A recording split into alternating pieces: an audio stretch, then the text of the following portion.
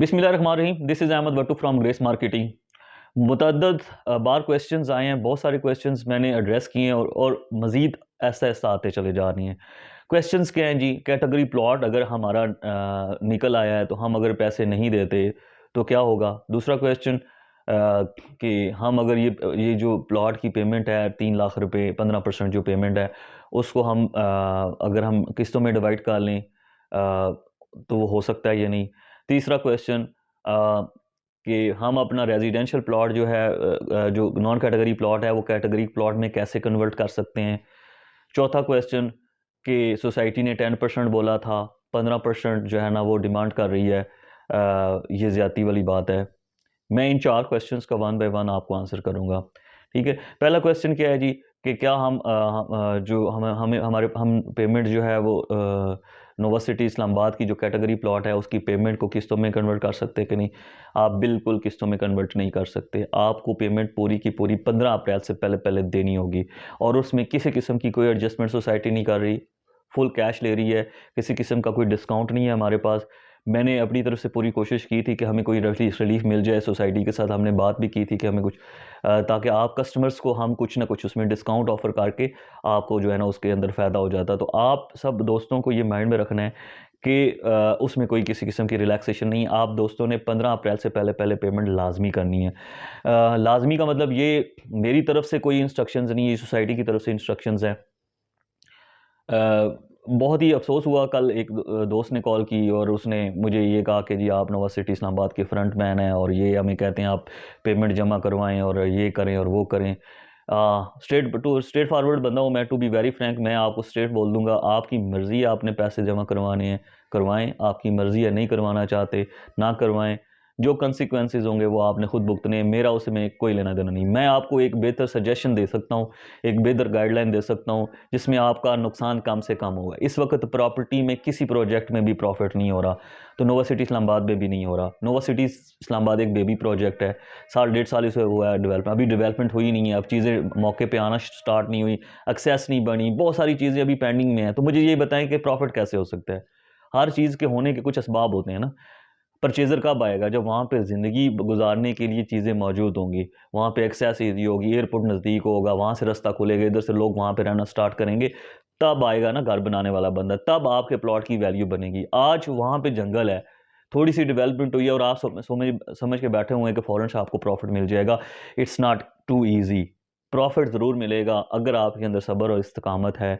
और मैं किसी का कोई फ्रंट मैन नहीं हूँ। किसी ने अगर प्लॉट लिया है तो अपनी मर्ज़ी से लिया है, नहीं लिया तो भी अपनी मर्ज़ी से लिया। अगर नहीं रखना चाहते तो ना रखें, अगर रखना चाहते हैं रखें, अगर आप इंस्टॉलमेंट्स देना चाहते हैं दें, नहीं देना चाहते ना दें। जिन लोगों ने इंस्टॉलमेंट्स नहीं दी थी, इंस्ट्रक्शंस को फॉलो नहीं किया था, इस टाइम उनके ऊपर 2 लाख रुपए सरचार्ज है।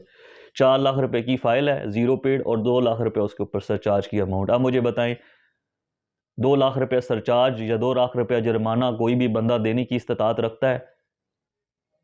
तो बात सिंपल सी होती है कि हम ये चाह रहे होते हैं कि जिन लोगों ने टाइम टू टाइम पैसे जमा करवाए उनके ऊपर बहुत हुआ तो 1000, 2000 या 10,000 या 5,000 का फाइन होगा, वो उसको जमा करवा के आगे चलते जाएंगे। उनको प्लॉट 20 लाख रुपए में ही पड़ेगा। जो लोग इंस्ट्रक्शंस को फॉलो नहीं करेंगे उनको प्लॉट जाके 22 लाख या 23 लाख में पड़ेगा। तो नुकसान आपका है, फ़ायदा भी आपका है, आपने अपनी मर्ज़ी से फैसला करना है। तो एक बात तो ये हो गई उसकी कैटेगरी प्लॉट के हवाले से। दूसरा जो क्वेश्चन है जी, कैटेगरी प्लॉट जो है वो अगर हम पेमेंट नहीं जमा करवाते तो उसका क्या रिज़ल्ट होगा? उसका रिज़ल्ट ये होगा, जो मेरी बात हुई है उनके मुताबिक मैं आपको बता रहा हूँ कि उन्होंने ये प्लॉट आपकी बैलेटिंग में से कैंसिल कर देना है। इसके बाद आपको नेक्स्ट बैलेटिंग में लेकर जाएँगे। अब क्यों जाएँगे, ये होगा, वो होगा, उसका मेरे पास आंसर नहीं है और ना मैं आंसर आपको दे सकता हूँ। सिंपल सा सवाल है, आपको बता देता हूँ, आपको पता होना चाहिए कि अगर आप कैटेगरी प्लॉट की पेमेंट 3 लाख रुपए 15 अप्रैल से पहले नहीं करते तो आपका प्लॉट वो बैलेटिंग में से ही कैंसिल कर देंगे। है ये ज़्यादती, मैं ये भी कहता हूँ, है ये ज़्यादती, लेकिन जो है वो है आपके सामने है। तो बात ये है कि आप एसओपीज़ को फॉलो करते जाएँ, चीज़ें आपके लिए आसान होती चली जाएँगी। 15 अप्रैल तक अगर आप पेमेंट नहीं करते तो आपका बैलेटिंग कैंसल हो जाएगी, इस प्लॉट का नंबर भी कैंसल हो जाएगा और आपको वो नेक्स्ट बैलेटिंग में लेकर चलेंगे। हाँ, इस चीज़ में एक चीज़ ऐड कर देता हूँ, 15 अप्रैल के बाद जब वो पेमेंट का टाइम गुजर जाएगा, मे बी सोसाइटी को रिलैक्सेशन दे, हो सकता है टाइम कर दे, को थोड़ा और मज़ीद कर दे, ये मेरी अपनी ज़ाती राय है। सोसाइटी की तरफ से ऐसी कोई इंस्ट्रक्शंस नहीं है। तो मेरी ज़ाती राय है कि अगर हो सकता है कि वो आगे मज़ीद कोई इंस्ट्रक्शन दे दे, कोई मज़ीद कोई कह दे कि जी आप इस तरह करके प्लॉट जो है ना वो अब पेमेंट कर दें या इस तरह से वो पेमेंट कर दें, तो उसमें एक चांस है कि भाई आपको जो है ना वो चीज़ें जो हैं वो आसान हो जाएंगी, या कोई और मुतबादल सोसाइटी की पॉलिसी लेकर आ जाती है, वो बाद की बात। अभी तक के लिए इतना ही है। तीसरी बात आ जाती है कि अगर किसी का प्लॉट रेजिडेंशियल है या वो कह रहा है कि मैं अपना कैटेगरी में कन्वर्ट करवा सकता हूँ, तो वो इस तरह की कोई पॉलिसी नहीं है। ठीक है, इस तरह की कोई पॉलिसी नहीं है कि कोई अपना प्लॉट रेजिडेंशियल तो कन्वर्ट करवा ले कैटेगरी प्लॉट में। जिसका कैटेगरी है उसका कैटेगरी है, जिसका रेजिडेंशियल है रेजिडेंशियल, वो ये कर सकते हैं अपना रेजिडेंशियल प्लॉट बेच के कैटेगरी प्लॉट खरीद ले, बस ये उसके लिए ऑप्शन है। सोसाइटी इस तरह की शफलिंग बिल्कुल नहीं करती। हर बंदे का अपना एक मेंबरशिप नंबर है, उसके अगेंस्ट उसे प्लॉट मिला है, वो अपनी प्राइवेसी के साथ उनको लेकर चल रहे हैं। ठीक है जी। आगे चौथी बात मैं आपके साथ करता चलूँ, तो उसमें यह है कि बहुत सारे दोस्तों का क्वेश्चन ये भी है कि जी क्या नाम है उसका, कुछ लोगों के प्लॉट नंबर्स चेंज हुए हुए हैं, उनको प्लॉट पहले कोई और मिला था, कोई कॉर्नर था या मेजर रोड का, बाद में चेंज हो गया। तो उनके लिए बस यही है कि आप एप्लीकेशन दें सोसाइटी के पास कि जी मेरा जो है वो प्लॉट नंबर चेंज हो गया है, आप जो है ना वो मेरा जो प्रीवियस प्लॉट नंबर था उनके पास रिकॉर्ड होगा, तो इस प्लॉट में कन्वर्ट कर दें। सोसाइटी उसके ऊपर मीटिंग करती है और उसमें अभी तक देखते हैं, अभी मेरे पास कोई ऐसी इन्फॉर्मेशन नहीं है कि जिसमें मैं आपको गाइड कर सकूं कि क्या उसमें रिजल्ट्स निकले हैं, लेकिन ये है कि प्रोसेस जो है वो मैंने आपको बता दिया है। तो ये ओवरऑल चीज़ें हैं जी नोवा सिटी इस्लामाबाद के हवाले से। और बहुत सारी चीज़ें और बहुत सारे क्वेश्चंस डेली बेसिस पे आ रहे होते हैं। हर एक क्वेश्चंस का आंसर होता नहीं है। उसकी वजह यह है कि अभी तक बहुत सारी चीज़ें हैं नहीं, और पॉलिसीज़ भी साथ साथ चेंज होती रहती हैं, और बहुत सारी चीज़ें हमारे सामने आ रही होती हैं, फिर उसके बाद अगले 2-3 दिन के अंदर अंदर वो चेंज हो जाती हैं। तो सोसाइटी भी बहुत सारी एक्सपीरियंसेस कर रही है, पहला प्रोजेक्ट है उनका, बहुत सारी चीज़ें फेस करती है, उसके रिएक्शन में फिर उसका कोई नई पॉलिसी लेकर आती है, तो वो भी मतलब कह लें कि लर्निंग फेज़ में चीज़ें साथ साथ एक्सपीरियंस कर रहे हैं, और ऐसा ऐसा चीज़ों में उनको थोड़ी सी समझ आती जा रही है। उसके बाद ऐसा ऐसा ये कि परमानेंट एक सॉलिड पॉलिसी बनेगी, और उसमें जो है ना आपको इंशाल्लाह फ्यूचर में 2-4-6 महीने तक, साल तक जो है वो चीज़ों में एक स्मूथनेस नज़र आएगी, क्योंकि एक्सपीरियंस के साथ जो है ना चीज़ें और आसान और बेहतर होती चली जाएंगी।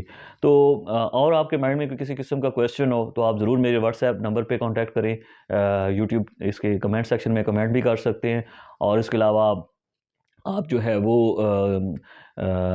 मज़ीद मुझे कॉल कर सकते हैं, किसी किस्म की इन्फॉर्मेशन चाहिए, मैं आपको सिर्फ इन्फॉर्मेशन दे सकता हूँ, और ट्रस्टवर्दी इन्फॉर्मेशन दे, जो मेरे दायरा अख्तियार में जितनी मेरी तरफ से हेल्प हो सकती है, जितनी मेरी तरफ से कोशिश हो सकती है कि सर्विस, एक अच्छी सर्विस दे सकूँ, वो मैं आपके साथ कर सकता हूँ। मैनेजमेंट में मैं नहीं हूँ, मैं आपको किसी किस्म की पॉलिसी नहीं दे सकता, मैं आपको कोई ये नहीं मैनेजमेंट से जाके कह सकता कि आप ऐसे नहीं ऐसे करें वैसे करें। वो हर एक कंपनी का अपना दायरा अख्तियार होता है, वो अपने हिसाब से चीज़ें कर रही होती है, और आप as a member, as a customer उनसे ज़रूर बात कर सकते हैं, मैं नहीं कर सकता, मैं उनका कस्टमर नहीं हूँ। ठीक है, और ऑथराइज़ डीलरशिप होना अलग बात है, लेकिन ये कि ऑथराइज़ डीलर्स को इतना ज़्यादा नहीं होती, कस्टमर्स को ज़्यादा सोसाइटी रिस्पॉन्ड करती है। तो आप लोगों की अगर कोई ऐसी क्वेरी होती है जो हम एड्रेस नहीं कर पा रहे, तो वो डायरेक्ट आप उनसे पूछ सकते हैं। अभी तक के लिए इतना ही। इस यूट्यूब चैनल का ख्याल कीजिएगा, और अपने दोस्तों के साथ शेयर कीजिएगा, इसको सब्सक्राइब कीजिएगा और बेल आइकन को दबा दीजिएगा।